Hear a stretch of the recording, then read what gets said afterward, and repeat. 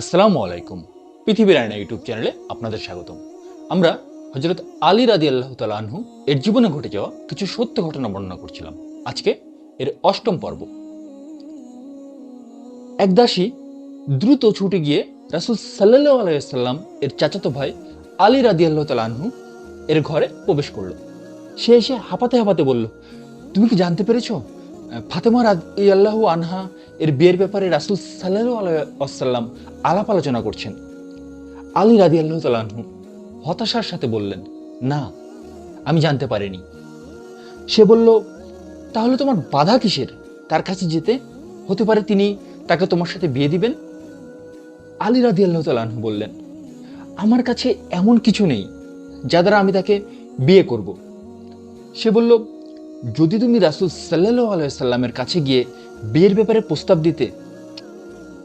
এভাবে মেয়েটি তাকে উৎসাহ দিতে লাগলো। তার উৎসাহ পেয়ে আলী রাদিয়াল্লাহু তাআলা আনহু রাসূল সাল্লাল্লাহু আলাইহি সাল্লামের কাছে গেলেন। তিনি রাসূল সাল্লাল্লাহু আলাইহি সাল্লামের কাছে গিয়ে লজ্জায় ও রাসূল সাল্লাল্লাহু আলাইহি সাল্লামের প্রতি তার অধিক শ্রদ্ধার কারণে কিছুই বলছিলেন না। তখন রাসূল সাল্লাল্লাহু আলাইহি সাল্লাম মুচকি হেসে বললেন, তুমি কেন এসেছো? তোমার কি কোনো প্রয়োজন আছে? কিন্তু আলী রাদিয়াল্লাহু তাআলা আনহু রাসূল সাল্লাল্লাহু আলাইহি সাল্লামের কথার কোনো উত্তর দিলেন না। তিনি লজ্জার কারণে চুপ করে রইলেন। তখন রাসূল সাল্লাল্লাহু আলাইহি সাল্লাম আবার বললেন, মনে হয় তুমি ফাতেমার ব্যাপারে প্রস্তাব দিতে এসেছো। তিনি বললেন, হ্যাঁ। রাসূল সাল্লাল্লাহু আলাইহি সাল্লাম বললেন, তাকে বিয়ে করে নেওয়ার মতো তোমার কাছে কিছু আছে?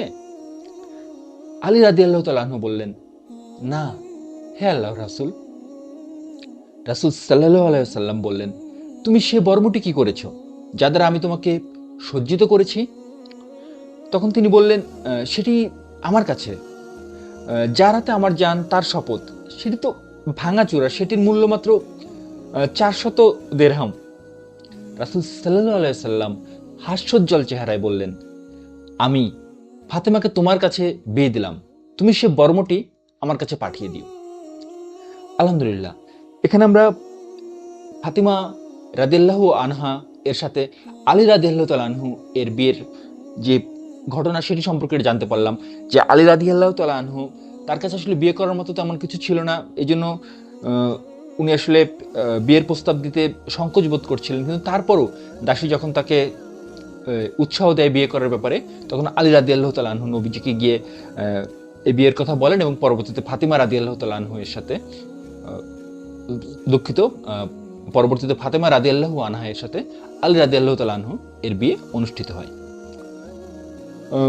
বুরাইদা হতে বর্ণিত, তিনি বলেন, যখন আলী রাদিয়াল্লাহু তাআলা আনহু ফাতেমা রাদিয়াল্লাহু আনহাকে বিয়ে করার জন্য রাসূল সাল্লাল্লাহু আলাইহি সাল্লামের কাছে প্রস্তাব পেশ করলেন, তখন রাসূল সাল্লাল্লাহু আলাইহি সাল্লাম বলেন, বিয়ের জন্য তো ওলিমা করতে হবে। রাসূল সাল্লাল্লাহু আলাইহি সাল্লামের কথা মতো আলী রাদিয়াল্লাহু তাআলা আনহু তখন শত অভাব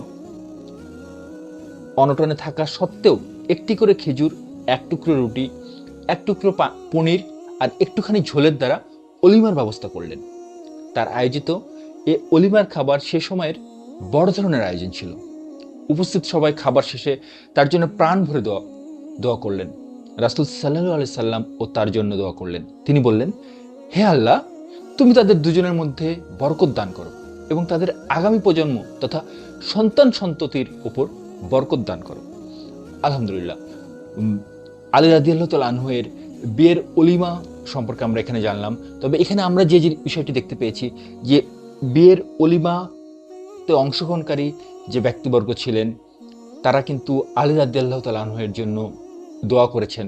অর্থাৎ আমরা যদি কারো বিয়ের অলিমায় অংশগ্রহণ করি সেক্ষেত্রে কিন্তু আমরাও কিন্তু তাদের জন্য এই দোয়া এই বলে দোয়া করতে পারি যেন তাদের মধ্যে নতুন যে দাম্পত্য জীবন তারা শুরু করতে যাচ্ছে সেখানে যেন বরকত আসে।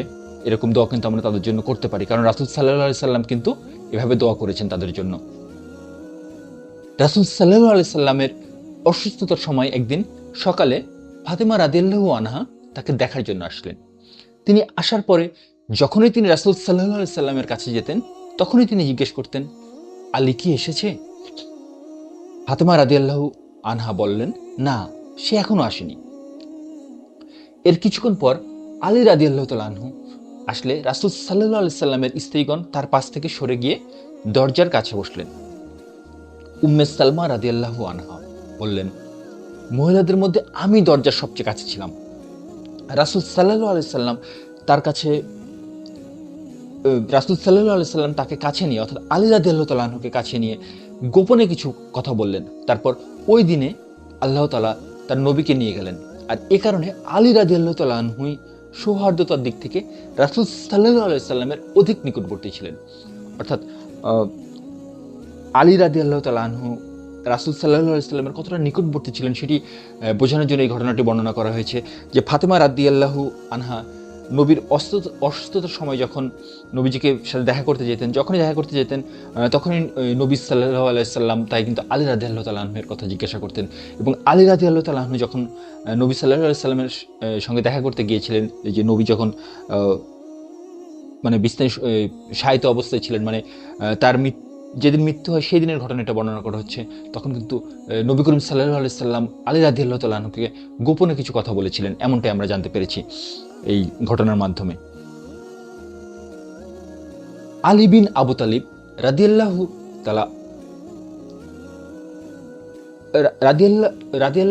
তাআলা আনহু বলেন, একবার কয়েকদিন যাবৎ আমাদের ঘরে কিছুই ছিল না এবং নবী সাল্লাল্লাহু আলাইহি সাল্লাম এর ঘরেও ছিল না।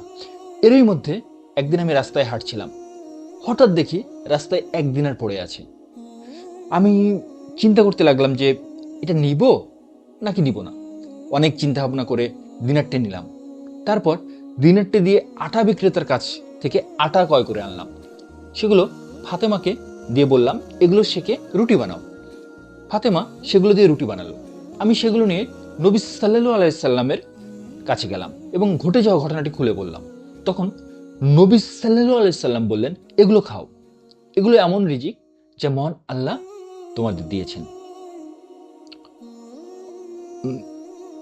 আসলে এই ঘটনা যে বিষয়টি, যে আলী রাদিয়াল্লাহু তাআলা আনহু একদিনের রাস্তায় পড়ে পেয়েছিলেন এবং সেই দিনারটি কিন্তু তিনি খরচও করেছেন, মানে আটা কিনেছেন, সেই আটা দিয়ে রুটি বানিয়েছেন, সেই রুটি খেয়েছেন এবং নবী সাল্লাল্লাহু আলাইহি সাল্লাম এটা বলেছেন যে এই রিজিক মহান আল্লাহ তাআলা তোমাদেরকে দিয়েছেন। অর্থাৎ এর ভিতর কিন্তু আরও কিছু বিষয় থাকতে পারে যেগুলো মানে শুধু শুধু আমরা যেটি খালি চোখে দেখতে পাচ্ছি, যে রাস্তায় পড়ে থাকা একটা দিনার আলী রাদিয়াল্লাহু তাআলা আনহু নিয়েছেন এবং সেটি খরচও করেছেন। তবে এর ভিতরে আধ্যাত্মিক কোনো বিষয় আছে কিনা সেটি যারা আরও ভালো জ্ঞানী তারা এই বিষয়ে আরও ভালো বলতে পারবে। তবে আমরা শুধু এই ঘটনাটিই জানলাম যে সেই দিনার খরচ করার ব্যাপারেও নবী সাল্লাল্লাহু আলাইহি সাল্লাম কিন্তু তাকে উৎসাহিত করেছেন এবং বলেছেন এগুলো আল্লাহর পক্ষ থেকে তোমাদের জন্য। আলী রাদিয়াল্লাহু তাআলা আনহু বলেন, যখন হাসান জন্মগ্রহণ করলো আমি তার নাম রাখলাম হারব। এরই মধ্যে নবী সাল্লাল্লাহু আলাইহি সাল্লাম এসে জিজ্ঞেস করলেন, আমার নাতির কি নাম রেখেছো? আলী রাদিয়াল্লাহু তাআলা আনহু বললেন, হারব। নবী সাল্লাল্লাহু আলাইহি সাল্লাম বললেন, না, বরং তার নাম হাসান। এরপর যখন হুসাইন জন্মগ্রহণ করলো আমি তার নাম রাখলাম হারব। নবী সাল্লাল্লাহু আলাইহি সাল্লাম বললেন, না, বরং তার নাম হুসাইন। এরপর যখন তৃতীয় সন্তানটি জন্মগ্রহণ করলো আমি তার নাম রাখলাম হারব। নবী সাল্লাল্লাহু আলাইহি সাল্লাম বললেন, না, এর নাম হবে মুহসিন। এরপর নবী সাল্লাল্লাহু আলাইহি সাল্লাম বললেন, আমি এদের তিন ভাইয়ের নাম রেখেছি হারুন আলাইহিস সালাম এর ছেলেদের নামের ধারাবাহিকতার সাথে মিল রেখে। হারুন আলাইহিস সালাম এর তিন ছেলের নাম ছিল সাবার, সুবাইর ও মুসাব্বির। এখানে এই ঘটনায় আমরা যেটি দেখতে পাচ্ছি যে নবী করিম সাল্লাল্লাহু আলাইহি সাল্লাম কিন্তু তার যে নাতনি, তার যে তিনজন নাতি আর কি আমরা যেটা বলি, তাদের নাম রেখেছেন। আলী রাদিয়াল্লাহু তাআলা আনহু কিন্তু তাদের জন্য যে নাম রেখেছিলেন আর কি হারব, সেই নাম না রেখে নবী সাল্লাল্লাহু আলাইহি সাল্লাম প্রথম সন্তানের নাম হাসান, তারপরে সন্তানের নাম হুসাইন এবং তারপরে যে সন্তান হয়েছে আলী রাদিয়াল্লাহু তাআলা আনহু এর তার নাম রেখেছেন মুহসিন এবং তিনি বলেছেন যে এই নামগুলো তিনি হারুন আলাইহিস সালামের ছেলেদের নামার ধারাবাহিকতার সাথে মিল রেখেছেন। অর্থাৎ আমরা এখান থেকে যেটি জানতে পারছি, বুঝতে পারছি সেটি হলো যে আমরা চাইলে কিন্তু কোনো নবী সাল্লাল্লাহু আলাইহি সাল্লামের যে সন্তান রয়েছে এবং তাদের সেই সন্তানের নামের যে ধারাবাহিকতা, সেই ধারাবাহিকতার সাথে মিল রেখে কিন্তু আমরা আমাদের পরিচিত মানুষের কিংবা আমাদের যে সন্তান হয় তাদের নাম আমরা রাখতে পারি। উম্মুল ফজল নামক এক মহিলা, যার আসল নাম ছিল লুবাবা বিনতে হারেস আল হেলালিয়া, যিনি আব্বাস বিন আব্দুল মুত্তালিবের স্ত্রী ছিলেন, একদিন তিনি রাসূল সাল্লাল্লাহু আলাইহি সাল্লামের দরবারে এসে বললেন, হে আল্লাহর রাসূল, আমি স্বপ্নে দেখেছি যে আপনার পরিবারের একজন সদস্য আমার কোলে লালিত পালিত হচ্ছে। তখন নবী সাল্লাল্লাহু আলাইহি সাল্লাম বললেন, ফাতেমা একটি ছেলে সন্তান জন্ম দিয়েছে, আল্লাহ চাহে তো তুমি তার দায়িত্ব পাবে। মহিলাটি বললেন, এরপর আমি একদিন হাসানকে কোলে নিয়ে নবী সাল্লাল্লাহু আলাইহি সাল্লামের দরবারে আসি। তখন হাসান রাদিয়াল্লাহু তাআলা আনহু ছোট ছিলেন। নবী সাল্লাল্লাহু আলাইহি সাল্লাম তাকে কোলে নেওয়ার পর তিনি তার কোলে পেশাব করে দিলেন। তখন আমি তার নিজের হাত দিয়ে মুছে দিই। নবী সাল্লাল্লাহু আলাইহি সাল্লাম বলতে লাগলেন, রাখো রাখো, আল্লাহ তোমার প্রতি রহম করুন। আমি বললাম, হে আল্লাহর রাসূল, আপনি আপনার কাপড়টি খুলে দিন, আমি ধুয়ে ফেলি। নবী সাল্লাল্লাহু আলাইহি সাল্লাম বললেন, না, ছোট ছেলে তো, এটা ধুতে হবে না। তারপর তিনি বললেন, বাচ্চা যদি ছেলে হয় তবে কাপড়ে পানির ছিটা দিলেই চলবে, আর যদি বাচ্চা মেয়ে হয় তাহলে যে কাপড়ে পেশাব করবে তা ধুয়ে নিতে হবে। আলহামদুলিল্লাহ, আমরা এখানে হাসান রাদিয়াল্লাহু তাআলা আনহু যখন ছোট ছিলেন তখন সেই সময় যে তার দুধমাতা, তার ঘটনা এবং নবী সাল্লাল্লাহু আলাইহি সাল্লামের ঘটনা সম্পর্কে এখান থেকে জানতে পারলাম। যে এখানে যেটি বলা হয়েছে যে ছেলে সন্তান যদি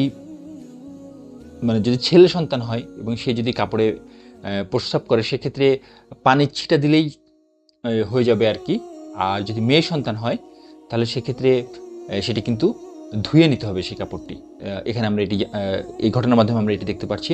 তবে এই বিষয়ে আরও ভালো জানার জন্য যারা জ্ঞানী মানুষ রয়েছেন তাদের সাথে আমরা পরামর্শ করতে পারি যে এক্ষেত্রে কীরকমটা হবে আর কি। যে একজন ছেলে যখন বিছানায় পেশাব করে দিচ্ছে, তখন কাপড় নাপাক অবস্থা থেকে পাক অবস্থা করার জন্য কি করতে হবে, এবং মেয়ে যদি পেশাব করে দেয়, মেয়ে যদি পেশাব করে দেয়, সেক্ষেত্রে কাপড় নাপাক থেকে পাক অবস্থায় আনার জন্য কি করতে হবে। এখানে আমরা রাসূল সাল্লাল্লাহু আলাইহি সাল্লাম যেমনটা বলেছেন সেটি জানতে পেরেছি। এই অনুযায়ী আমরা আমল করতে পারি, অথবা এই বিষয়ে আরও ভালোভাবে জানার জন্য যারা জ্ঞানী মানুষ রয়েছেন তাদের সাথে আলোচনা করতে পারি, কিংবা নিজের যে বিচার বিবেচনা বুদ্ধি রয়েছে সেটি দ্বারা আমরা সিদ্ধান্ত নিতে পারি যে এক্ষেত্রে কি করা যেতে পারে। তো আজকের মতো ঘটনা এ পর্যন্তই। এরকম আরও ঘটনা জানার জন্য এবং শোনার জন্য আমাদের সাথেই থাকুন। ধন্যবাদ।